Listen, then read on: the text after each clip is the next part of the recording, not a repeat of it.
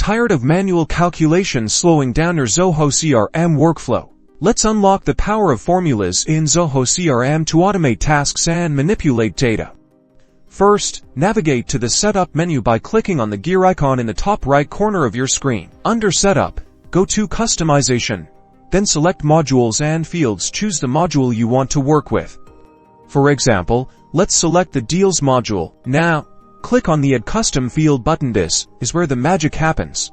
In the field type selection, choose Formula. This opens up the Formula Editor, where you can define your calculations. You can now see the Formula Editor, where you can add your formula. For instance, to calculate a commission, you might multiply the deal amount by a commission rate field. Simply drag and drop the fields from the list on the left.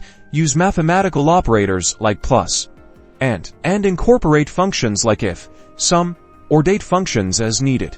Explore the function list to discover the wide range of pre-built functions that Zoho CRM offers. They cover everything from date manipulations to text operations. Give your formula field a descriptive field label and field name. Also, define a return type so Zoho knows what kind of data you are returning, such as a number, string, or date. Finally, configure field level permissions to control which users can view or edit the formula result. And that's it.